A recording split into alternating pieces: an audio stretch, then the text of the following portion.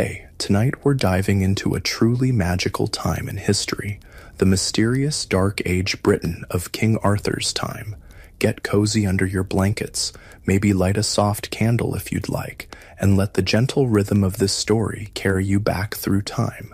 I promise, by the end of our journey together, you'll see both the challenges and wonders of this fascinating era in a whole new light.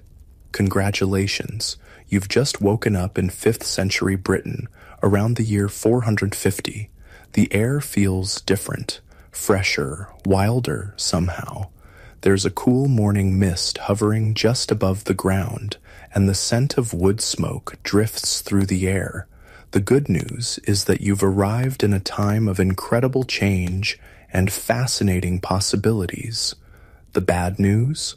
Well, let's just say this isn't exactly the most peaceful moment in British history. You find yourself standing on a grassy hilltop, overlooking a small village nestled in a valley.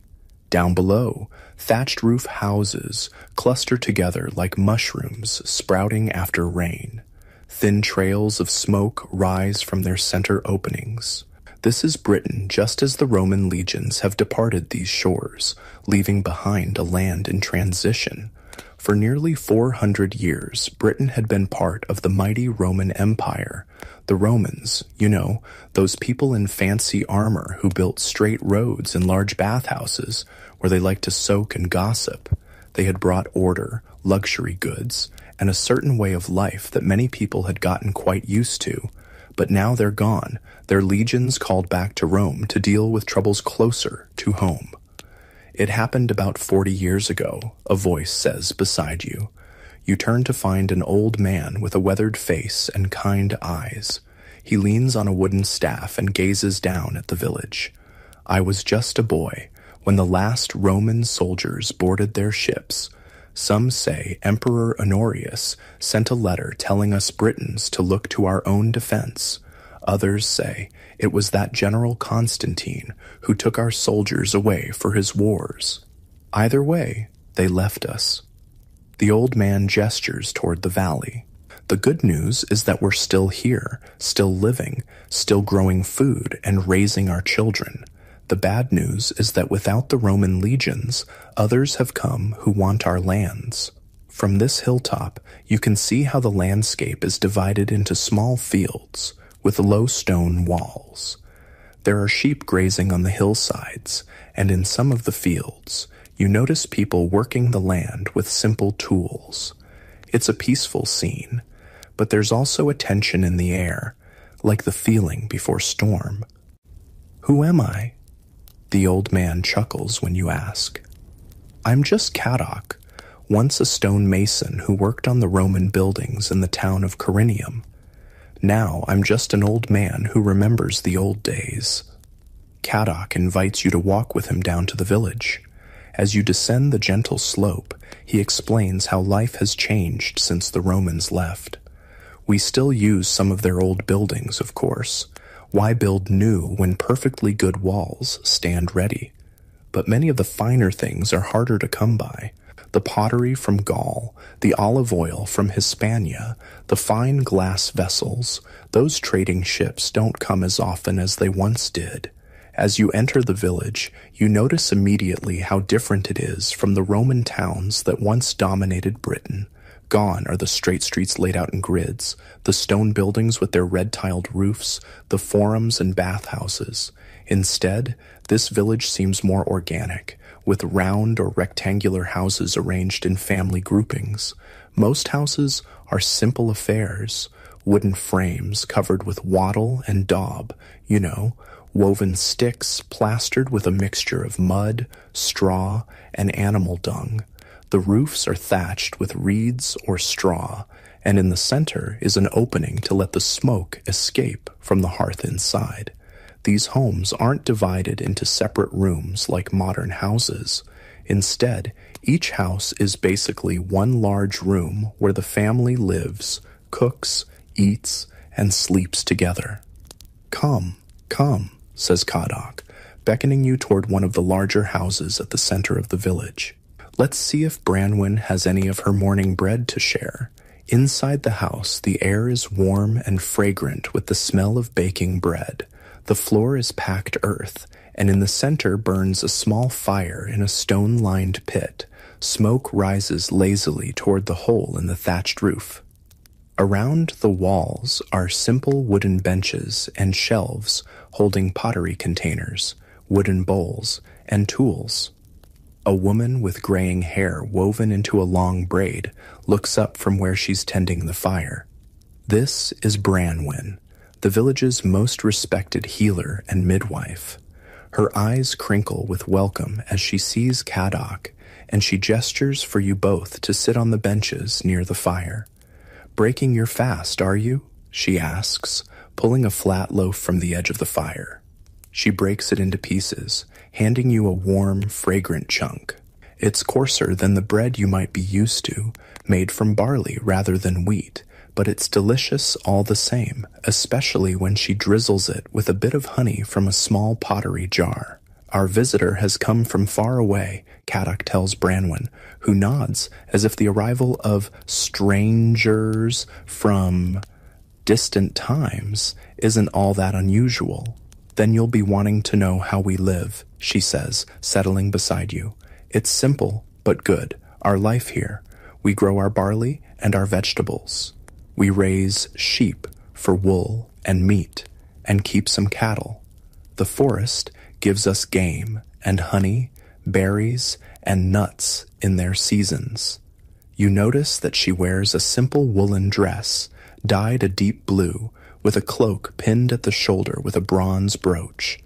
Around her neck is a leather cord from which hangs a small cross, evidence that Christianity has taken root in Britain during the Roman years.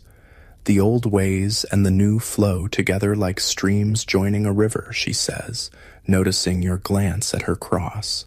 "Some follow the Christ, some honor the old gods, and many do a bit of both just to be safe."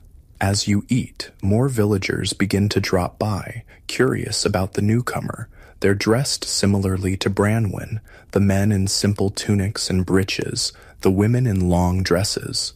Their clothes are made of wool or linen, often dyed with natural colors from plants: blues, greens, yellows, and reds. Most wear leather shoes or boots, though some of the children run barefoot. A young man named Garant tells you proudly about his work as a blacksmith. "I learned from my father, who learned from his," he says. "The skill of working iron is precious.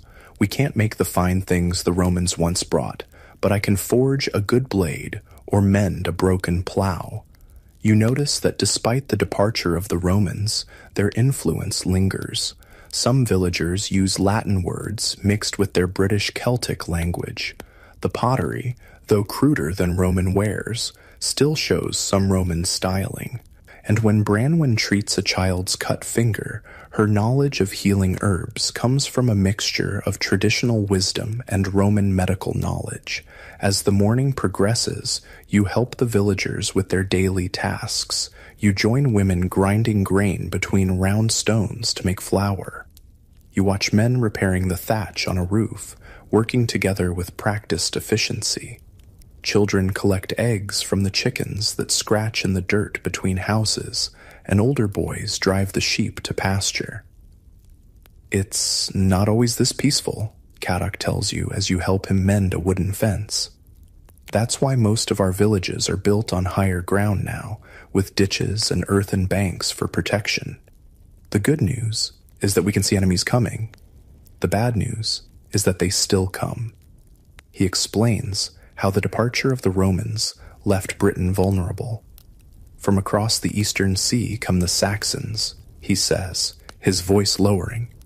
"Tall, fierce warriors with axes and long knives.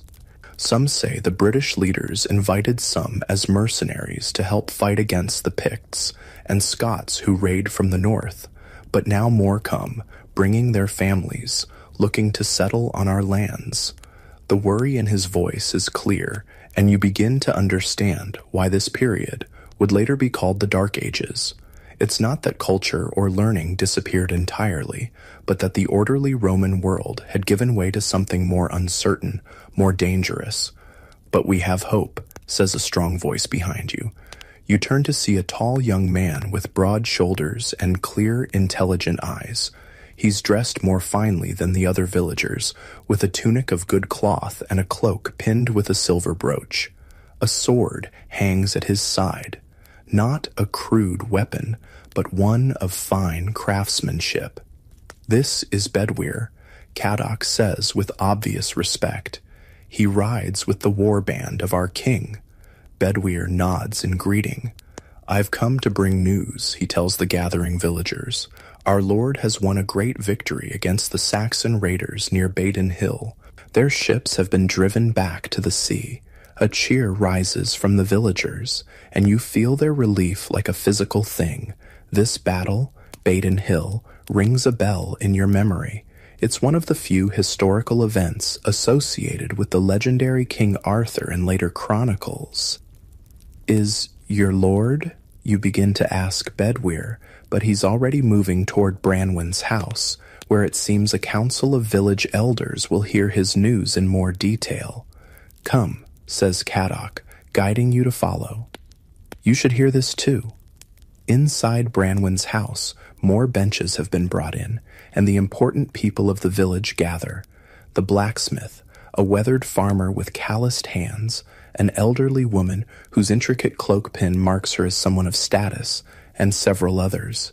You and Caddoc find places at the edge of the circle.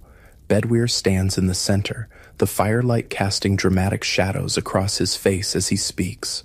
Our lord, the Bear of Britain, the Dux Bellorum, the leader of battles, has proven again why the tribes chose him as High King. You feel a tingle of excitement. The Bear of Britain, in Latin, that would be Ardus or Artorius, names that could easily evolve into Arthur in later tellings. The Saxons came with 30 ships, Bedwyr continues, landing near the old Roman fort at Portus Adorni. They burned 3 villages before our lord could gather his war band, but gather he did, calling on warriors from many tribes, the Dumnoni, the Cornovi, the Dobuni, and more. As Bedwyr speaks, you can almost see the battle in your mind's eye, not the romanticized version from later medieval tales, but something grittier and more real. Warriors in iron helmets and leather armor, carrying spears, swords, and round wooden shields, not knights in shining plate armor on horseback, but fierce fighters on tough little ponies or on foot in tight formations. Our lord led the charge himself, Bedwyr says with pride. His sword flashed like lightning in the rain. The Saxons broke before him, and those who could fled back to their ships. You notice how Bedwyr never actually names this lord, this Bear of Britain. Perhaps the name Arthur came later, or perhaps it was a title rather than a name. Historians have long debated whether Arthur was one real person, a composite of several leaders, or purely a legend. But in this moment, in this village, the people clearly believe in their protector. After the formal news, the meeting breaks up into smaller conversations. You listen as Bedwyr answers questions from the villagers. Yes, their lord's fortress at Cadbury is being strengthened with new earthworks. No, the Saxon leader called Aelle has not been captured, but has retreated to his settlements in the east. Yes, warriors from loyal villages would be welcome to join the High King's war band, especially those with their own weapons and horses. As evening approaches, the village prepares for a modest feast to celebrate the good news. A pair of geese are roasting over the communal fire pit at the village center. Women bring out loaves of bread, wooden bowls of peas pottage, a thick soup of dried peas, and crocks of ale made from fermented barley. The ale is served in wooden cups or pottery mugs, and you notice it's weaker than modern beer, safer to drink than water from streams that might be contaminated, and a valuable source of calories and nutrients for hard-working people. The feast is simple by modern standards, but to these villagers, it's a joyful occasion. As darkness falls, someone produces a small harp, and songs begin, some in British Celtic, some in Latin. The songs tell of brave deeds in battle, of the old Roman days, of the Christian saints who brought their faith to Britain, and of the old gods of hill and stream, who some still honor in secret. Bedwyr sits beside you at one point and speaks in a lower voice.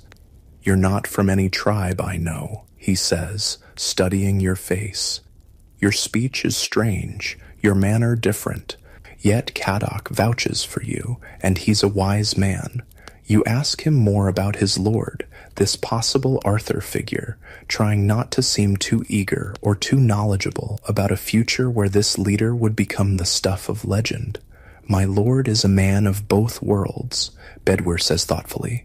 His grandfather was Roman, a commander of cavalry. His mother's people were of the old royal line of the Dobunni tribe. He was educated by Christian monks, but honors the old ways too. He describes a leader who has united many of the British tribes under his banner to stand against the Saxon incursions. He's not a king in the old sense, claiming power through blood alone. The tribal leaders chose him for his wisdom in council and his courage in battle. He takes counsel from many, from warriors, from Christian priests, from the old druids who still keep the ancient knowledge. You ask about Camelot, about a round table of knights, about Merlin the wizard, the elements of Arthurian legend that would develop over the centuries. Bedwyr looks puzzled at some of these questions. "My lord holds his court at the old hill fort at Cadbury," he says. "It's a strong place, with new walls of earth and timber reinforcing the ancient ramparts.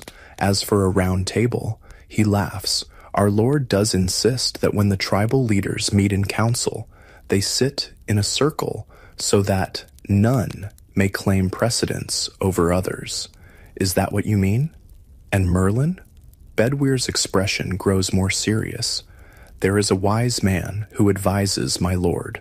Myrddin, he's called. Some say he's a Christian monk who studied in Rome. Others whisper he's one of the old druids. He knows the stars and the healing plants. He remembers the old histories and the bloodlines of the tribes. But a wizard?" He shrugs. The Christ priests would call such talk sinful. As the evening deepens, the celebration grows quieter. Children have fallen asleep on their parents' laps. The fire burns lower. Kadok finds you and leads you to his own small house at the edge of the village. "You can sleep here tonight," he says, showing you to a simple pallet of straw covered with woolen blankets. "Tomorrow, if you wish, you can go with Bedwyr when he returns to our lord's fortress. Perhaps you'll find more answers there to the questions I see burning in your eyes." As you settle onto the surprisingly comfortable bed, listening to the night sounds of the village, a dog barking in the distance, the soft lowing of cattle, the whisper of wind in the thatch, you reflect on what you've learned. This Dark Age Britain is both familiar and strange. The people have the same hopes and fears as people in any time. They want safety, enough food, a meaningful life. But they live in a world where the old Roman certainties have crumbled, where new threats and new possibilities swirl like the mist in the valleys. The legend of King Arthur would grow from this soil, from real battles against Saxon invaders, from the mixture of Roman and Celtic cultures, from the blend of Christianity and older beliefs. Later storytellers would add shining armor, courtly romance, magical swords, and the quest for the Holy Grail. But here, in this village on this night, you've glimpsed something of the historical reality that might lie behind the myth. As sleep begins to claim you, you wonder what tomorrow will bring, what you might discover at the fortress of the Bear of Britain. The blanket is warm, the night sounds soothing, and your last thought before drifting off is that even in these so-called dark ages, there are plenty of lights still burning. You wake to the soft sounds of the village coming to life, the gentle lowing of cattle, the distant ring of the blacksmith's hammer, and the murmur of voices as people begin their day's work. Sunlight filters through the small smoke hole in Kadok's roof, casting a dusty beam across the packed earth floor. For a moment, You feel suspended between dreams and reality, between your own time and this ancient world of Dark Age Britain. Caddock is already up, stoking a small fire in the central hearth. "Good morning," he says, noticing you're awake. "Bedwyr plans to leave for our Lord's fortress after breaking fast. If you still wish to go with him, best rise and prepare yourself." Outside, the morning air is crisp and clean in a way you've never experienced before. Without factories, cars, or power plants, the sky is a deeper blue than you've ever seen, and the sense of wood smoke, earth, and growing things fill your lungs. You realize that in this world, people rise and sleep with the sun. There are no electric lights to extend the day, no clocks to regiment time beyond the natural rhythms of daylight and darkness. At the village center, people gather to share a morning meal of leftover bread, some early berries, and a thin porridge made from barley.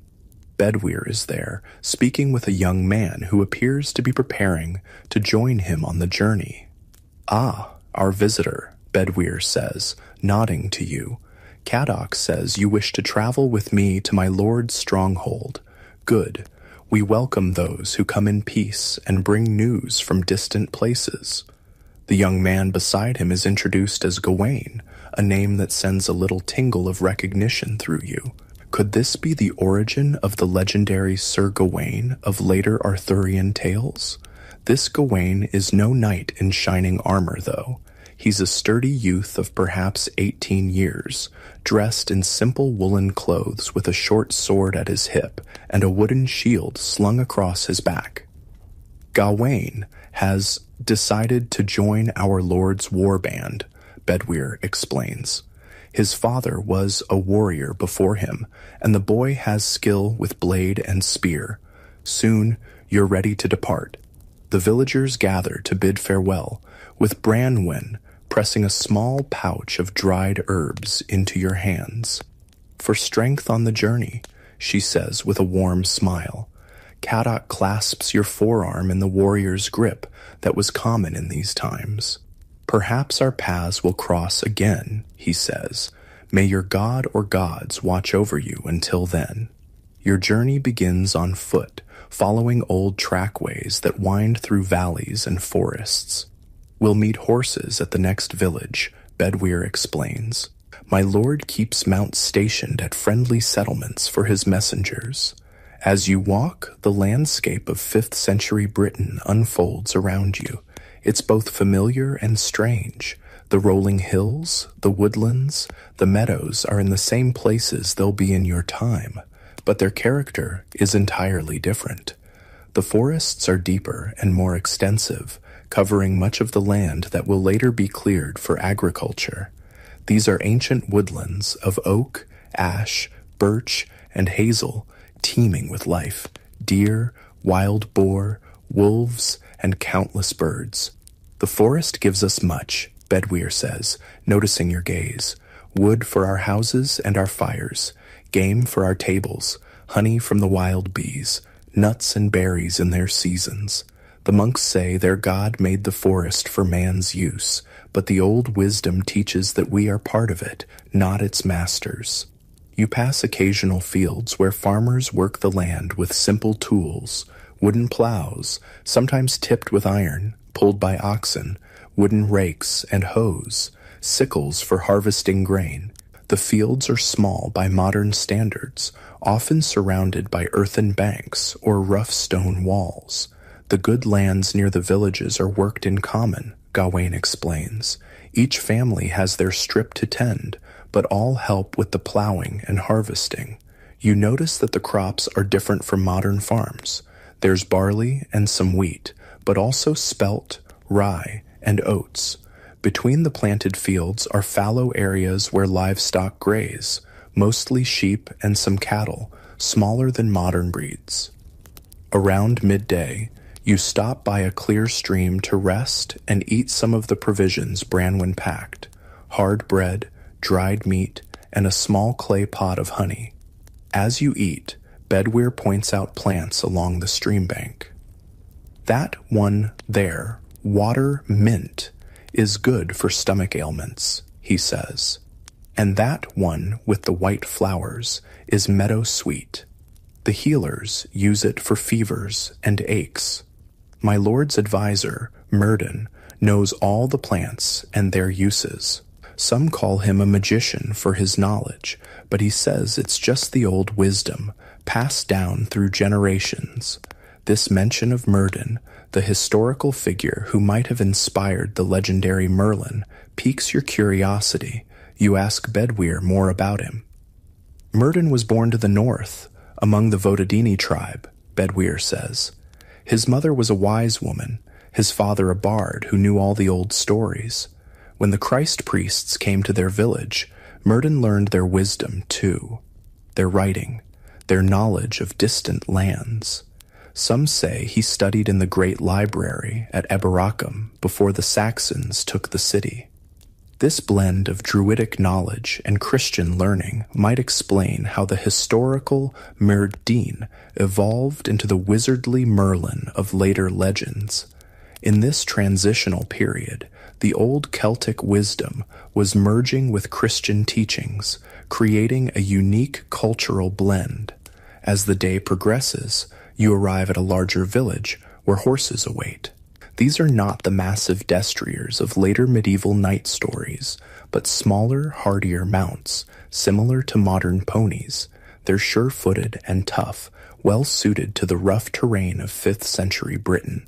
Mounted now, you make better time, traveling along what remains of an old Roman road.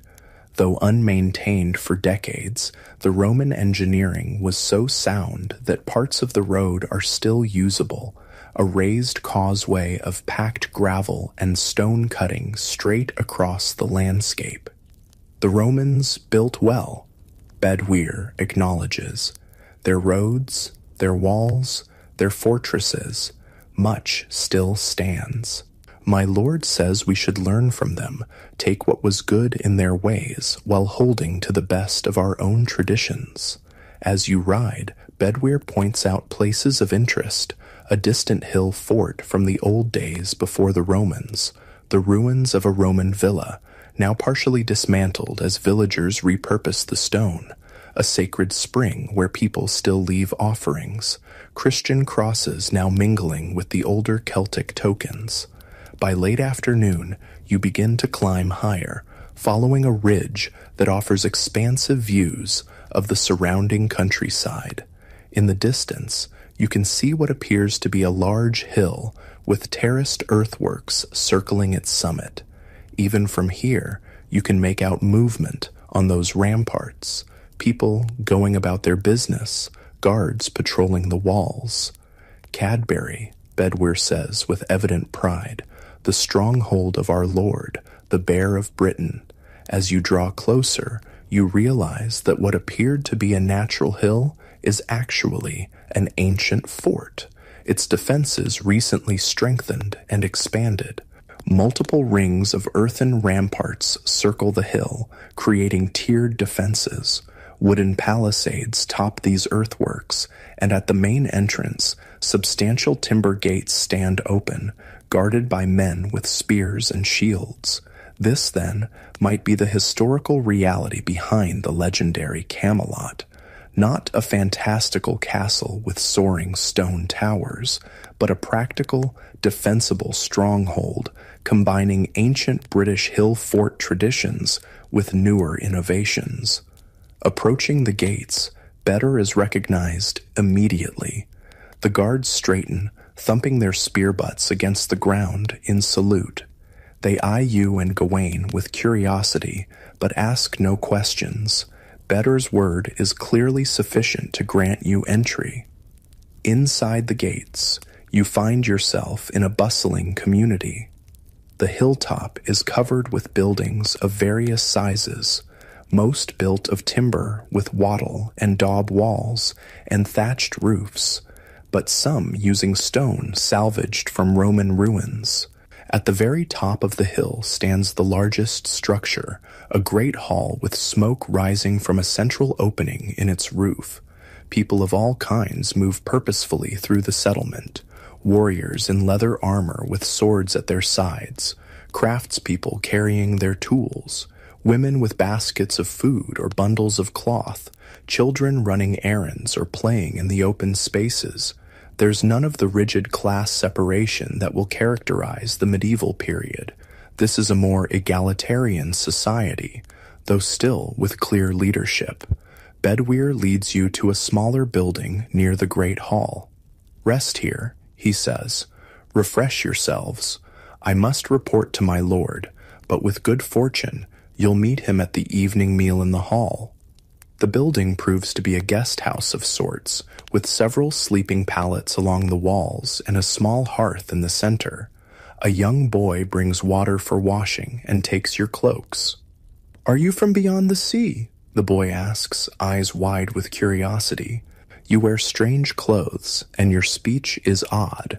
You give him a vague answer about coming from far away, which seems to satisfy him. He introduces himself as Say, another name that rings bells from Arthurian legend, as Say would evolve into the Sir Kay of later stories. After washing away the dust of travel, you and Gawain venture out to explore the stronghold. The atmosphere is one of purpose and energy. This is clearly a place where people feel hopeful despite the uncertain times. Near the center of the settlement, you find craftspeople at work in open-air workshops. A potter's wheel spins as skilled hands shape a vessel from local clay. Nearby, a weaver works at a vertical loom, creating cloth from wool dyed with plant materials. Wode for blue, madder for red, weld for yellow.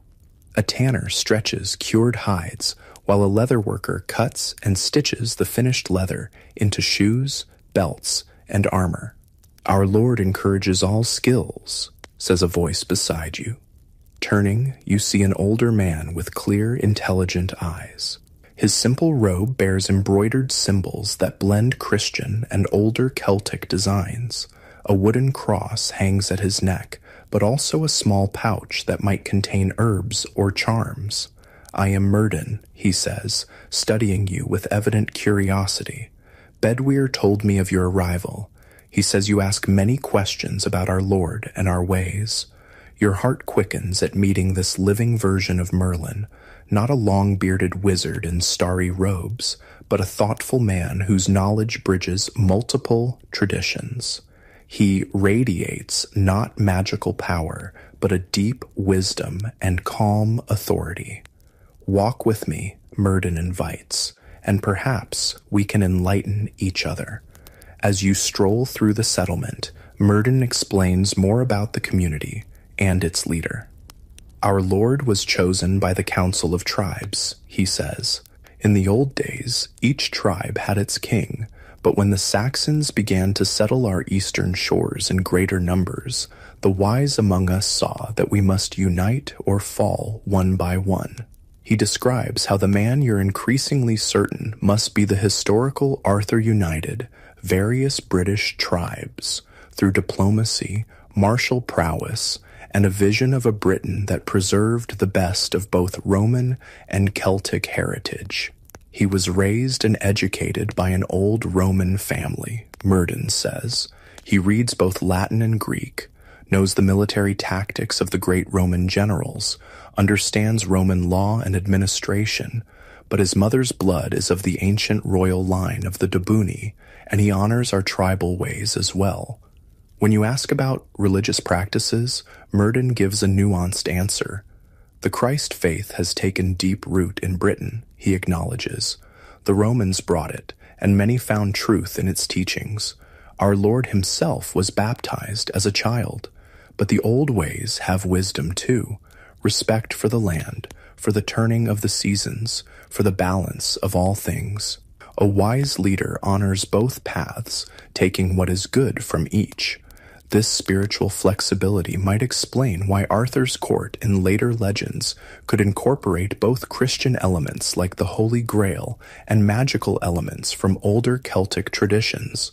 As evening approaches, people begin gathering toward the great hall at the summit. Cooking fires burn nearby, and the smell of roasting meat fills the air. You follow the flow of people up to the hall's entrance, a large doorway flanked by carved wooden posts. Inside, the hall is a single vast space. A central hearth runs down the middle, with smoke rising to vent through the roof opening. Long tables and benches line the sides, with a slightly raised platform at the far end holding a larger table. Torches in iron brackets and small oil lamps provide flickering light as darkness falls outside. The hall fills quickly, with people taking their places, warriors, craftspeople, visiting tribal leaders, all mingling with surprisingly little regard for rank or status. This is not yet the rigidly stratified society of the Middle Ages. A hush falls as a group enters from a side door near the high table. At their center walks a man of medium height but commanding presence.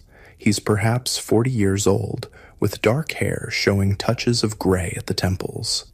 He wears a fine tunic of deep red wool embroidered at the edges, with a cloak fastened by an impressive silver brooch. A sword hangs at his side, not the mythical Excalibur of legend, but clearly a weapon of fine craftsmanship. As this man takes his place at the center of the high table, Bedwyr appears at your side. "Come," he says, "our lord wishes to meet you." Heart-pounding, you follow Bedwyr to the high table. The man, surely the historical Arthur, though no one has yet spoken that name, regards you with keen intelligence.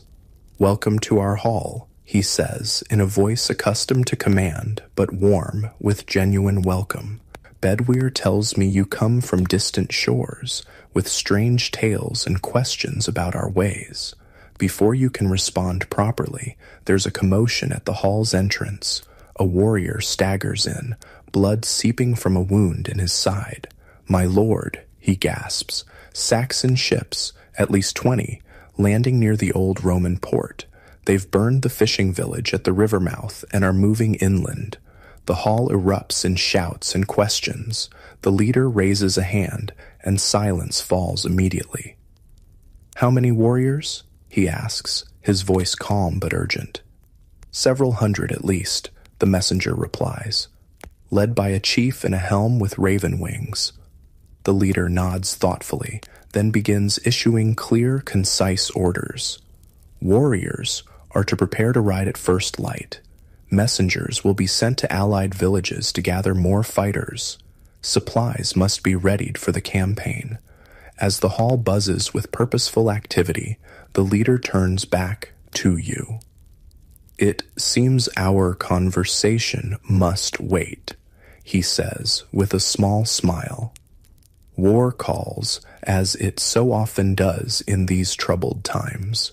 But join us at our table tonight, and tomorrow, if you wish, ride with us to see how we defend our lands against those who would take them." You're seated near the high table, alongside Myrddin, who watches the proceedings with thoughtful eyes. Servants bring food, roasted venison and pork, barley bread, stewed vegetables, and small cakes made with honey. The drink is mead, a sweet fermented honey beverage, and a lighter ale made from barley. "This is the rhythm of our days," Myrddin comments quietly. Moments of peace and creation interrupted by the call to defend what we've built. It has been so since the legions left. Perhaps it will always be so. As the meal progresses, you observe the interaction between the leader and his people. There's respect, but not the fawning deference that will characterize relationships between lords and subjects in later medieval times. He listens to the council of tribal elders, of battle-hardened warriors, and of craftspeople with equal attention. When a dispute arises between two men over who should lead a particular warband, he settles it with wisdom and fairness. "He has created something rare here," Myrddin says, following your gaze. "Not just a warband or a tribal kingdom, but a community where all contribute according to their skills and all have voice in council. The Romans had their assemblies, and the tribes had their councils. Our Lord takes the best of both traditions." You notice that around the high table sit representatives of different tribes and regions, some with the dark features common to the original Britons, others with the lighter hair that might indicate some Roman ancestry. They're men and women alike, each apparently respected for their wisdom or skills. Is that the origin of the Round Table? You ask Murden in a low voice. He looks at you with renewed curiosity. Round Table? An interesting phrase. Our Lord does insist that in council we sit in a circle so that all may see each other's faces and speak with equal voice. In the old days, the tribal kings would argue endlessly about who should sit in the place of honor. Our Lord says that in his council, the only place of honor is earned by wisdom and courage, not by birth alone. This practical arrangement for tribal governance, it seems, would evolve over centuries of storytelling into the legendary Round Table of Arthurian romance. After the meal, warriors gather in small groups, preparing for tomorrow's campaign. Some sharpen blades or repair leather armor. Others speak in low voices about tactics and previous battles.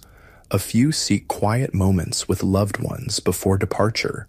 You find yourself drawn to a small group near the edge of the settlement, where Bedwyr is instructing younger fighters, including Gawain. By the light of a small fire, he demonstrates sword techniques, moving with practiced grace. The Saxon fights with fury and strength, he explains. He charges forward with his shield and strikes with his long knife. But fury can be turned against itself. The disciplined warrior steps aside, lets the charge pass, then strikes. He demonstrates a fluid movement, stepping past Gawain's practice lunge and tapping him lightly on the back.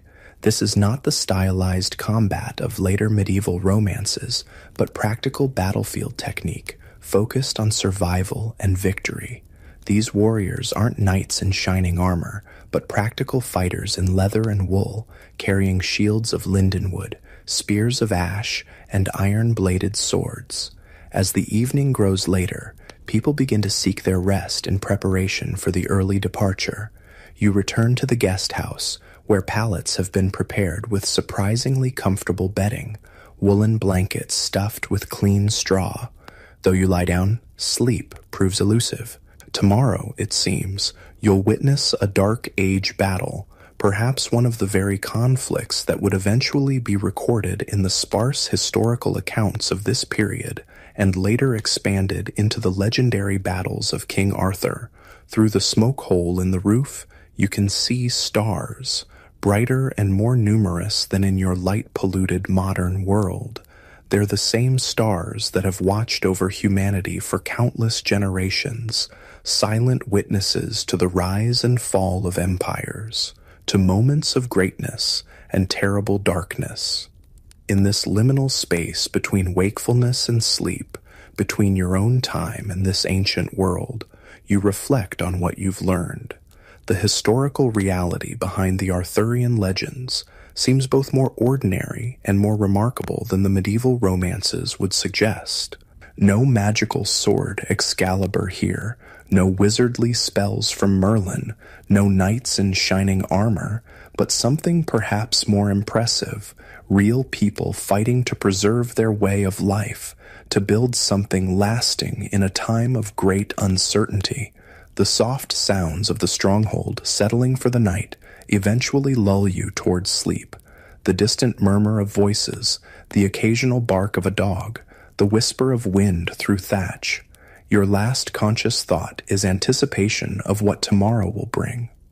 A glimpse, perhaps, of how the battles of a Dark Age warlord would transform, through centuries of retelling, into the glorious victories of the once and future king. You're awakened before dawn by the sounds of the stronghold, preparing for war. The low murmur of voices, the clink of weapons being gathered, the nickering of horses. For a moment, you lie still, remembering where you are, a guest house in a hill fort in 5th century Britain, about to witness events that might form the historical basis for the Arthurian legends. Outside, the eastern sky shows just the faintest lightning, stars still bright overhead. The air is cool and misty, carrying the scent of cook fires and damp earth. People move through the pre-dawn darkness with purpose, their faces serious but not panicked. This, you realize, is a community accustomed to threat and response. Bedweir appears at the guest house door. "Our Lord says you may ride with us if you wish," he says. Not in the battle line, of course, but with the observers on the ridge. Few from distant lands have seen how we fight to defend our homes. You agree readily, curious to witness history unfolding before your eyes. Bedweir nods and gestures toward a small cook fire where people are gathering to break their fast. "Eat," he advises. "We have a long ride ahead, and none can say when we'll next have leisure for food." The pre-battle meal is simple but hearty: barley porridge sweetened with honey, hard bread, and strips of smoked meat. A woman moves among the warriors with a large pottery jug, pouring a thin ale into wooden cups. This morning drink isn't for intoxication, but for calories and liquid, important for men about to exert themselves in battle. As you eat, you observe the war band preparing. These aren't the knights of later medieval romance, but something more akin to the Celtic warriors of earlier times, blended with elements of Roman military discipline. Some wear leather armor reinforced with metal plates, others wear mail shirts, thousands of interlocked iron rings that offer good protection against slashing weapons. Most have iron helmets, many clearly repurposed from old Roman designs. Their weapons are practical and deadly: iron-bladed spears with ash shafts, swords of various designs, small throwing javelins, and round shields made of wood covered with leather or linen. Some carry bows, though these appear to be hunting weapons pressed into military service rather than the specialized war bows of later centuries. Looking at these Dark Age warriors, you can see elements that would evolve into the heavily armored knights of later Arthurian tales. But the reality here is more pragmatic, more rooted in the necessities of survival. The leader, the man who might be the historical Arthur, emerges from the great hall, already dressed for battle in a mail shirt that gleams dully in the growing light. His helmet bears no crown, but is distinguished by a band of bronze around the rim. At his side hangs his sword in a leather scabbard reinforced with bronze fittings, not the magical Excalibur of legend, but clearly a weapon of excellent craftsmanship. He moves among his warriors, speaking briefly with various group leaders, checking preparations with the calm efficiency of an experienced commander. You notice how the warriors straighten when he approaches, eager for his approval, but not cowering in fear. He leads through respect, not terror. Myrddin stands nearby, watching the preparations with thoughtful eyes. Unlike the wizardly Merlin of later stories, he wears no magical robes, but simple wool garments with some embroidered symbols. A leather satchel hangs at his side, containing herbs for healing, you guess, not magical potions. "Will you join us on the campaign?" you ask him. Myrddin nods. "I go where our Lord goes," he says. "My knowledge of herbs can mend wounds, and sometimes my counsel aids in understanding our foes. And you?"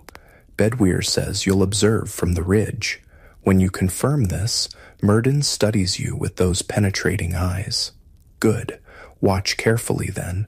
What you witness today is not just men fighting men. It is the meeting of different worlds, different visions for what these islands might become. Soon the war band is mounted and ready to depart.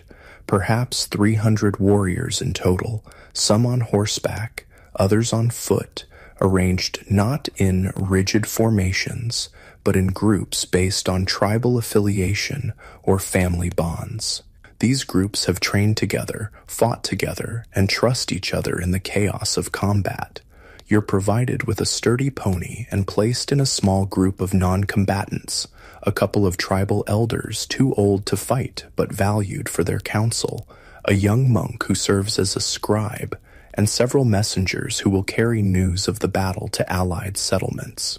As you ride out through the gates of the stronghold, the sun peaks above the horizon, burning away the morning mist and revealing a landscape of rolling hills, patches of ancient forest, and small cultivated fields. The column moves at a steady pace, following old trackways that wind across the countryside. We go to the river crossing near the old Roman port, explains one of the elders riding beside you, a weather-beaten man named Geraint. If the Saxons wish to move inland, they must cross there. Our Lord plans to meet them at the ford. The strategic thinking is sound.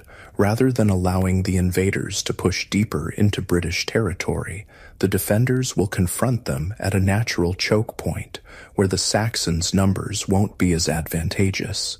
As you ride, Geraint shares his knowledge of the Saxons. They come from the Eastern Sea, he says, pointing toward the distant coast.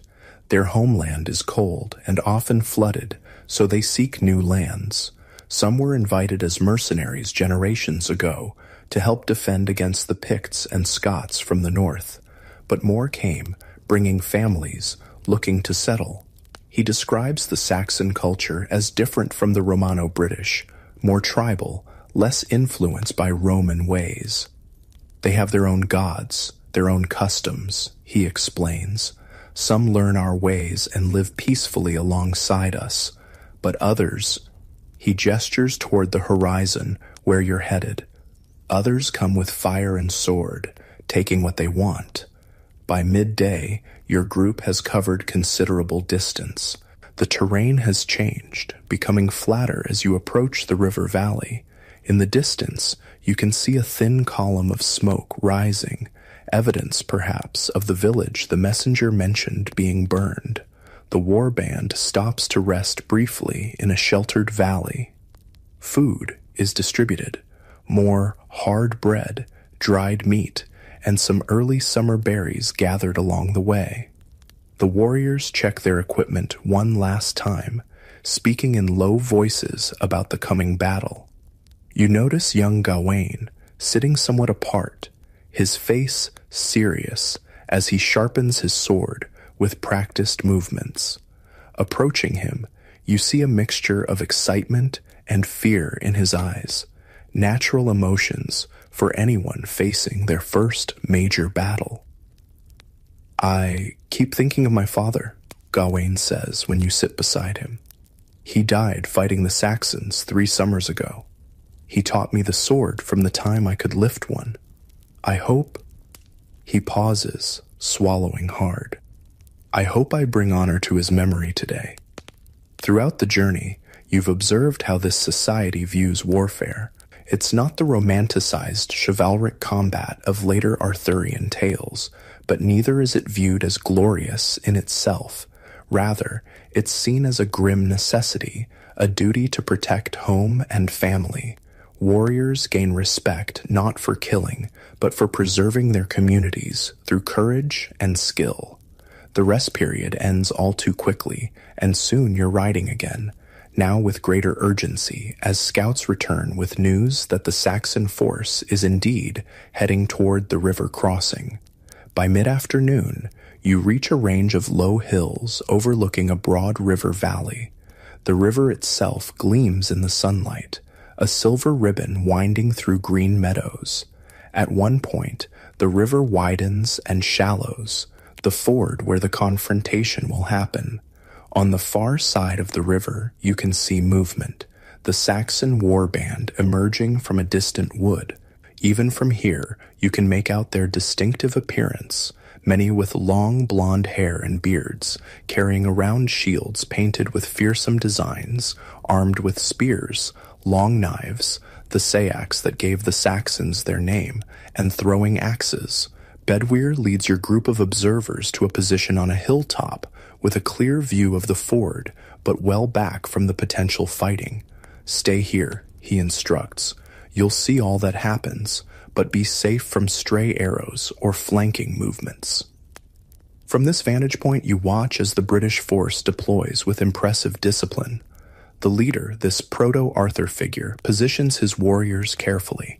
Spearmen form a shield wall near the ford, creating a bristling barrier of points.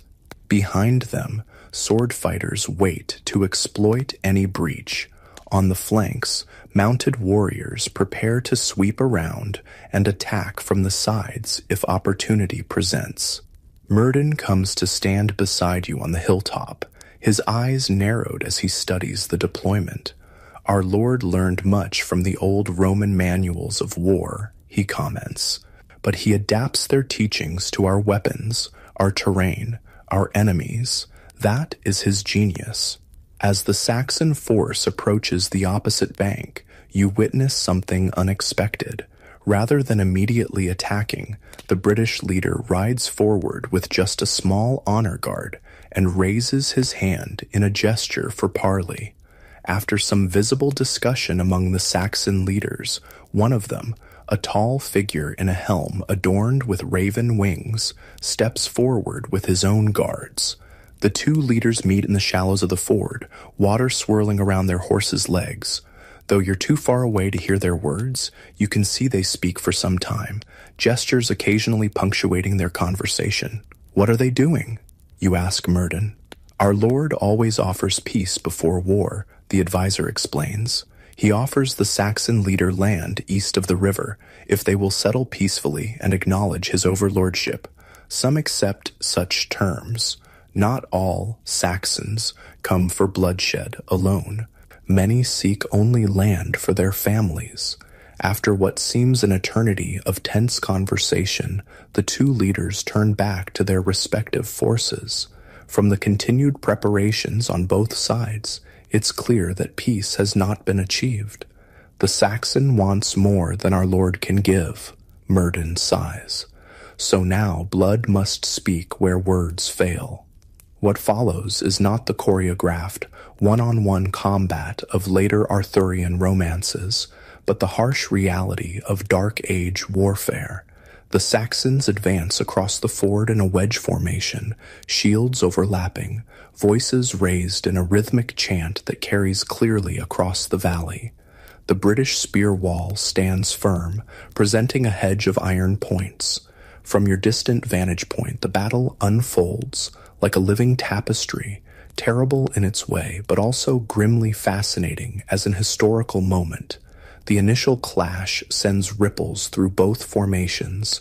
Men fall on both sides. The ford's waters run red. For a time it seems the Saxon wedge might break through the British center by sheer momentum and weight of numbers. But then you see the British leader, this historical Arthur, move his mounted warriors in a sweeping arc to strike the Saxon formation from the flank. The maneuver works brilliantly, caught between the spear wall to their front and mounted warriors on their flank. The Saxon formation begins to crumble. Individual combats break out across the ford and on both banks, warriors grappling in the mud, the clang of weapons carrying clearly in the afternoon air. Through it all, you can track the British leader by his distinctive helmet and the banner carried nearby. A red dragon, you realize, a symbol that will feature prominently in later Arthurian legends. He fights not from a safe distance, but in the thick of combat, his sword rising and falling, his shield turning aside Saxon blows. He leads from the front, Geraint says beside you, pride evident in his voice. That is why men follow him, not because of his birth or wealth, but because he never asks others to take risks he will not take himself. The battle's tide turns decisively when the Saxon leader, he of the raven-winged helm, falls in single combat with the British commander. You can't see the details from this distance, but a great cry goes up from the British fighters, and the Saxon formation dissolves into a fighting retreat. Not all the invaders flee. A significant group lays down weapons and kneels in submission. This, too, is different from how later medieval tales would portray such conflicts. In the harsh realities of Dark Age survival, taking capable prisoners who might become settlers under your rule was often more valuable than slaughtering enemies. As the fighting subsides, leaving the ford and its approaches littered with fallen warriors from both sides, you witness the aftermath of Dark Age battle, something rarely depicted in later romantic tales. The wounded are gathered by comrades. Healers, including Myrddin, move among them, applying herbal poultices, binding wounds, sometimes performing the grim task of ending suffering that cannot be relieved. You notice the British leader moving among his wounded men, speaking to each, clasping hands or shoulders in recognition of their sacrifice. He shows similar respect to wounded Saxon prisoners, ensuring they receive care alongside his own men. This compassion toward defeated enemies might help explain how, in later centuries, Arthur would be remembered not just as a successful warlord, but as an exemplar of noble kingship.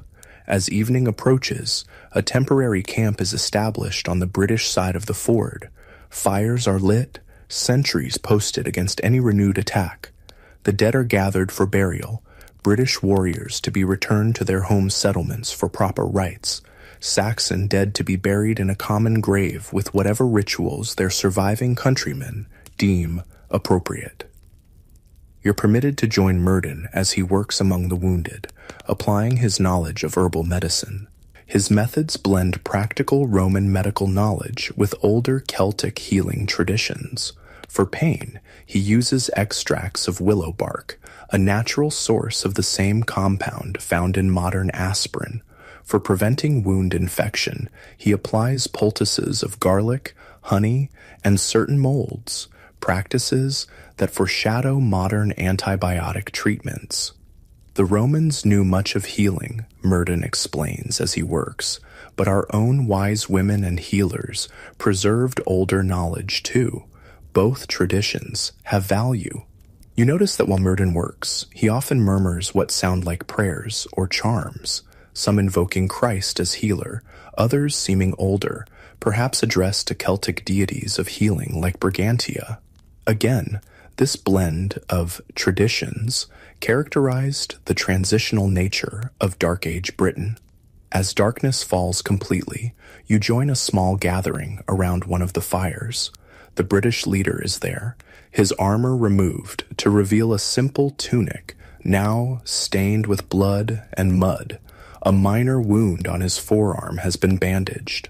He accepts a wooden cup of mead with a nod of thanks, his face showing the fatigue of battle but also quiet satisfaction at the day's outcome. Myrddin sits beside him, speaking in low tones.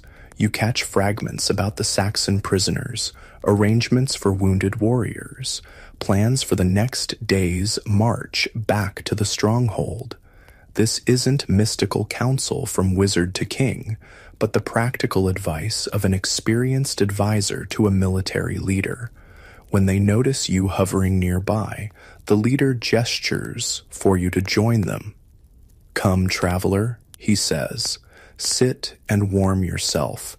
This has been a hard day, but a good one for our people." Settling beside the fire, you're struck by the man's presence. He's neither the mythical figure of later romances nor a simple barbarian warlord. Instead, you see someone educated in Roman ways, but deeply connected to his British tribal roots, a leader trying to preserve what's valuable from the past while adapting to the harsh new realities of a post-Roman world.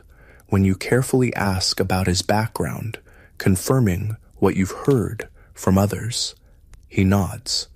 "My grandfather was a Roman officer," he explains, "commander of cavalry along the northern frontier. He married a woman of the Brigantes tribe. My father served Rome too, until the legions were recalled. He taught me Roman letters, Roman tactics, but my mother was of the royal line of the Debuni, and from her I learned the old stories, the old ways." You realize you're hearing the life story of someone who might well be the historical Arthur, not the magical king of medieval romance, but a real Dark Age leader whose accomplishments would, over centuries of retelling, transform into legendary deeds. The Saxons call me Artorius Bear Killer, he continues with a small smile, because of a bear pelt I wore in my first battle against them. My own people shortened it to Artus or Art. Names matter little. What matters is that our people survive these dark times. This casual comment electrifies you. Here, perhaps, is the origin of the name Arthur, a battle title that would eventually become inseparable from the legend. As the evening deepens, warriors gather around various fires, sharing food and drink, treating wounds, remembering fallen comrades. You witness the communal grieving rituals of this society, not stoic silence, but open expression of loss through shared stories, songs commemorating brave deeds, and ritual toasts to those who've fallen. They fight fiercely, but not for glory alone, Murden observes, following your gaze to a group of warriors singing a low, haunting melody. They fight for their families, their homes, their way of life. That is why they follow our Lord, because he fights for the same things, not for personal power. Later, as the camp settles for the night, you find yourself unable to sleep despite the day's excitement. You wander to the edge of the camp, where sentries keep watch against any renewed Saxon threat. The night is clear, stars brilliantly visible in a way rarely seen in your light-polluted modern world. One of the sentries, an older warrior with a deeply scarred face, nods in acknowledgement of your presence. "Cannot sleep?" he asks. That's common after battle, even for those who only watched. He introduces himself as Bors, another name that will feature in later Arthurian tales. When you ask how long he has followed the leader, he chuckles. Since he was barely more than a boy, leading his first war band against Saxon raiders. 15 years now at least. I've seen him grow from a brave but reckless youth to the leader he is today. Bors describes campaigns against various Saxon groups, battles against Pictish raiders from the north, and even conflicts with other British tribes reluctant to join the alliance. Not all our own people welcomed his vision at first, Bors explains, and some tribal kings preferred their independence, even if it meant eventually falling one by one to the Saxons. His account helps you understand how this historical leader, whether named Arthur or something else, created a briefly unified British resistance against Saxon expansion, an achievement that would later be romanticized into the glorious realm of Camelot. Will we defeat them all in the end?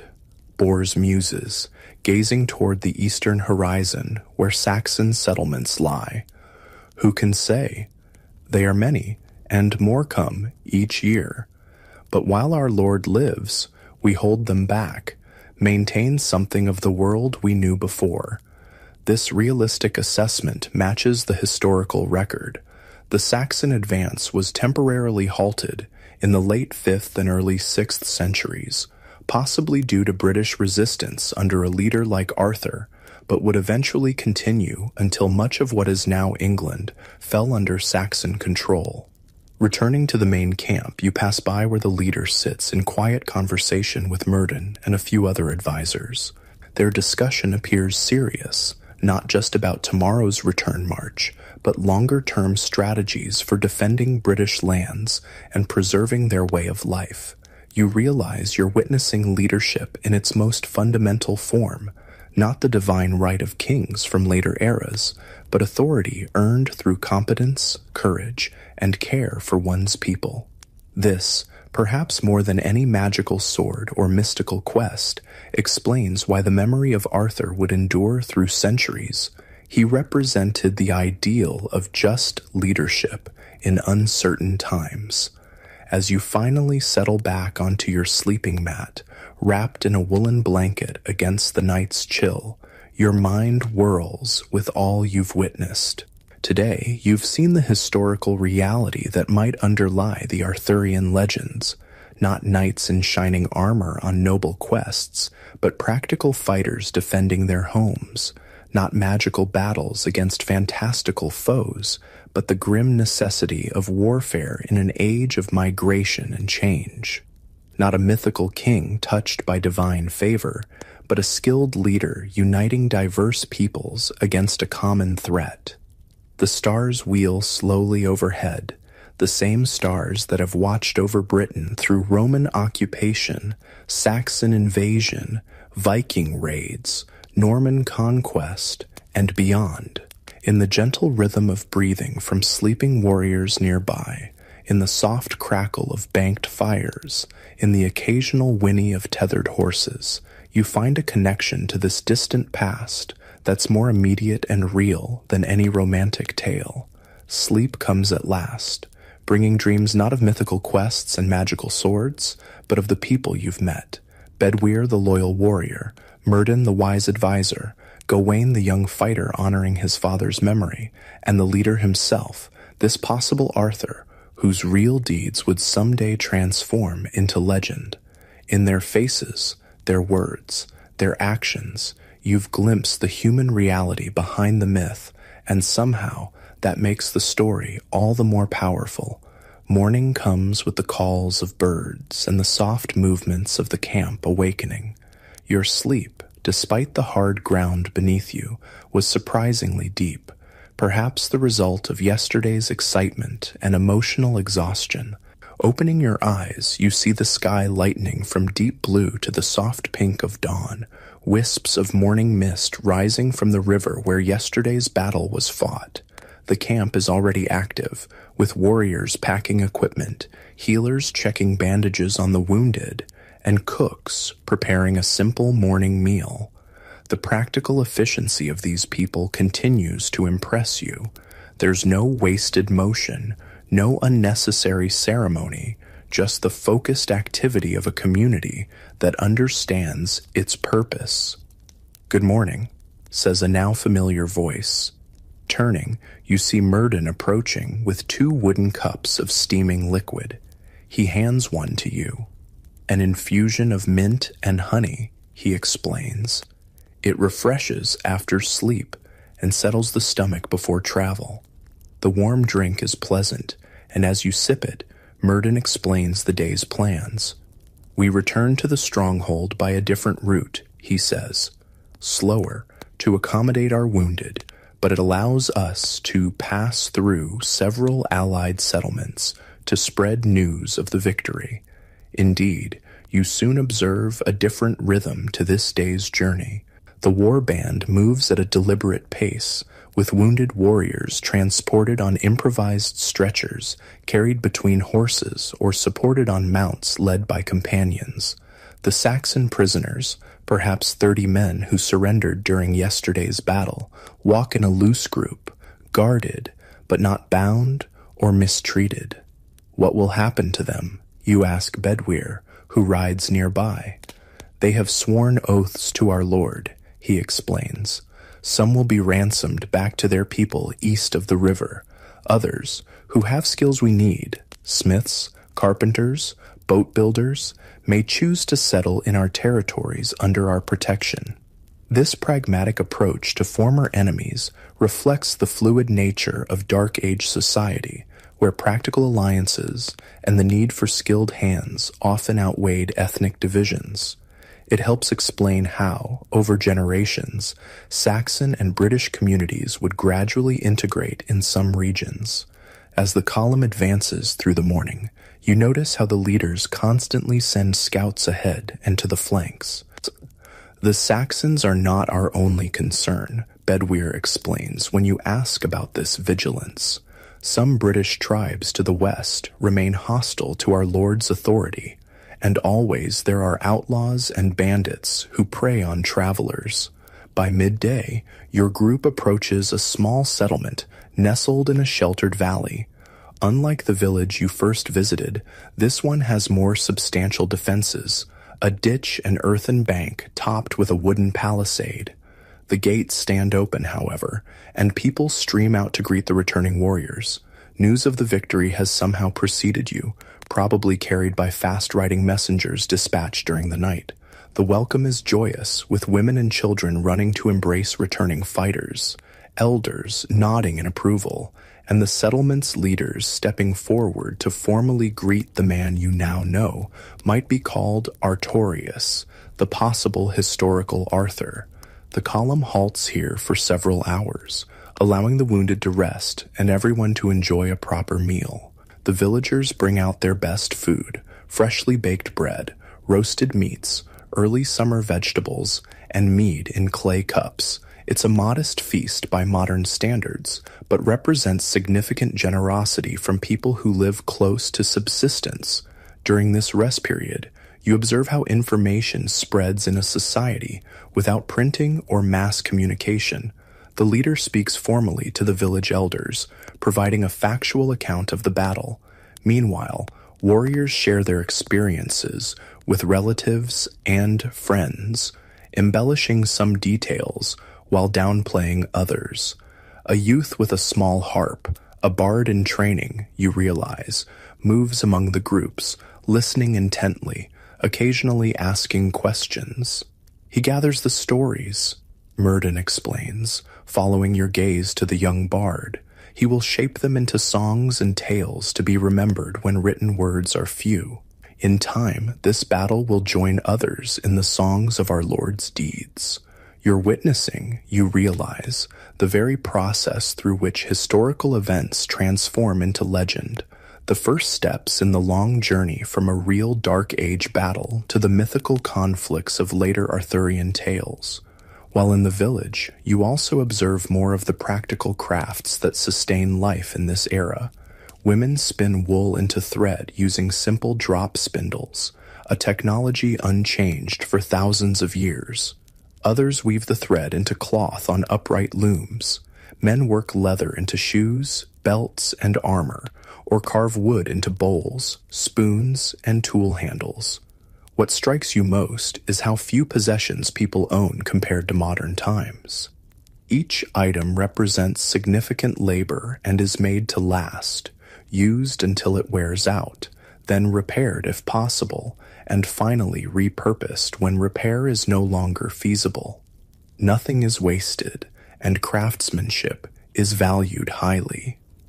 A small girl approaches you shyly, holding out a small wooden doll, her most precious possession, you guess. When you admire it, her face lights up. "My father made it," she explains proudly. "He's a woodcarver. He's making me a new one because I'm growing too big for this one."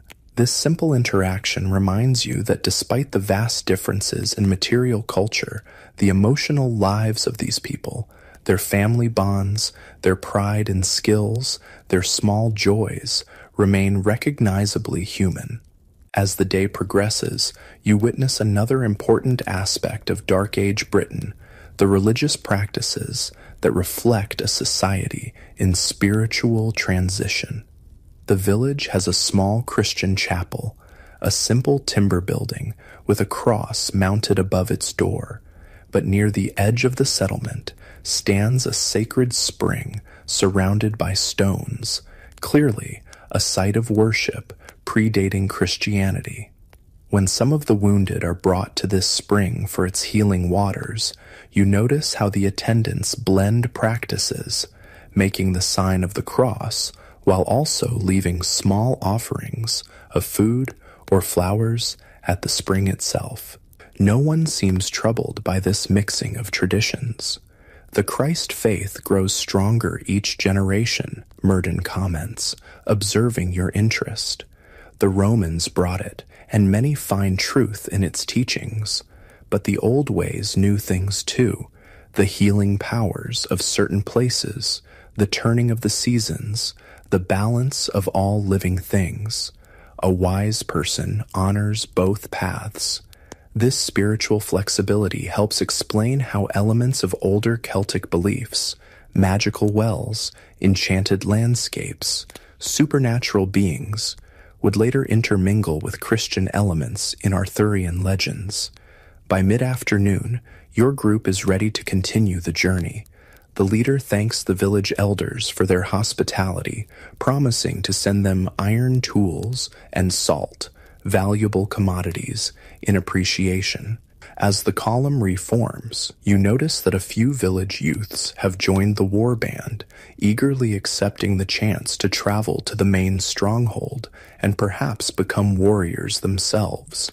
The afternoon's journey takes you through varied landscapes, open meadows where sheep graze, patches of ancient forest, and occasionally past the ruins of Roman villas or way stations, their stones partially reclaimed by nature or repurposed for newer, simpler buildings. Many great Roman works still stand throughout our lands, Bedwyr tells you. Roads, bridges, walls, buildings. We use what we can, but much of their knowledge has been lost. Our smiths cannot make steel of the same quality. Our masons cannot cut stone with such precision. Our potters cannot create such fine wares. This sense of living amid the remnants of a more sophisticated civilization helps explain the nostalgic quality that would later infuse Arthurian legends, the sense of a golden age lost, a civilization in decline trying to preserve what it can of former glories. As evening approaches, the column reaches another allied settlement, this one built directly on the foundations of an abandoned Roman fort.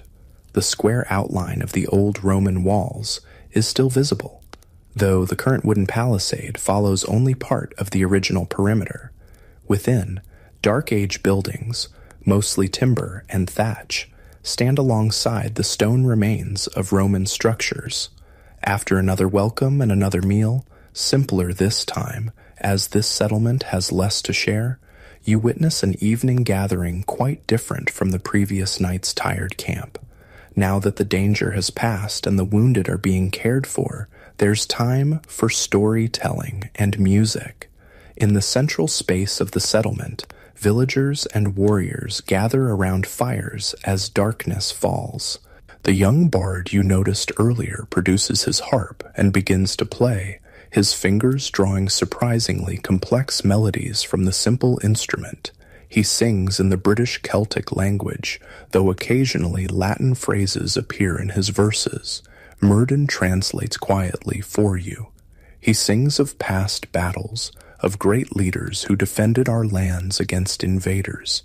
He weaves our Lord's victory yesterday into the longer tale of our struggles since the legions left. You're witnessing oral history in action, the preservation and transmission of cultural memory through song and story. This tradition, you realize, would eventually preserve the memory of leaders like Artorius long after their deaths, gradually transforming historical events into the legendary tales that would become the Arthurian cycle.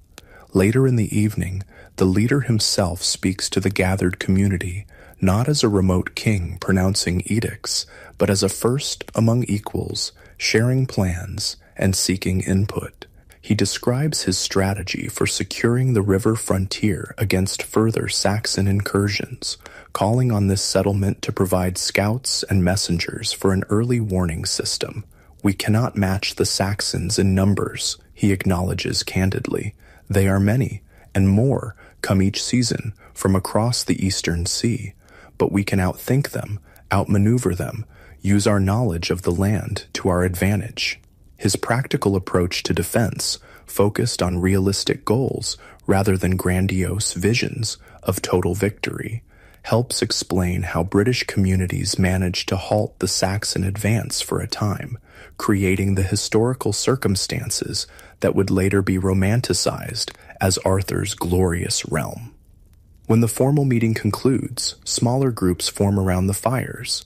You find yourself seated with Murden, young Gawain, sporting a bandaged arm from yesterday's battle, and several local elders eager for news from other regions.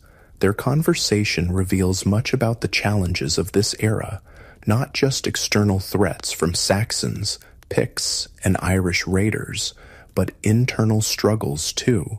Trade has diminished since Roman times, making certain goods scarce. Knowledge is being lost as fewer people can read the Latin texts preserved in monastery libraries. Disputes between tribes flare up despite the leaders' efforts at unification. It was easier in some ways under Rome, admits one gray-haired elder. Their laws were clear, their roads were safe, their coins were trusted everywhere. But we paid for that safety with our freedom, our traditional ways. And now we must find our own path, Murden responds. Taking what was good from Rome, but remembering who we were before they came, who we truly are. This tension between Roman and Celtic, between past and future, between different visions of Britain's destiny, would become a central theme in later Arthurian tales, expressed through conflicts between characters, representing different values and traditions. As the evening progresses, you notice the leader sitting somewhat apart, deep in conversation with a travel-stained messenger who must have arrived while you were distracted. Their expressions are serious, their gestures suggesting disagreement or concern. "Trouble?" you ask Murden quietly. "Always," he sighs. News from the Northern Territories suggests the Pictish tribes are raiding again across the old Roman wall, and some of our own chieftains in the Western Highlands grow restless under our Lord's authority. This constant pressure from multiple directions, Saxons from the east, Picts from the north, internal divisions among the British themselves, helps explain why any unification achieved by a leader like Artorius would prove temporary. The historical reality was more complex than later legends would suggest, with no simple division between good and evil, no clear path to lasting victory.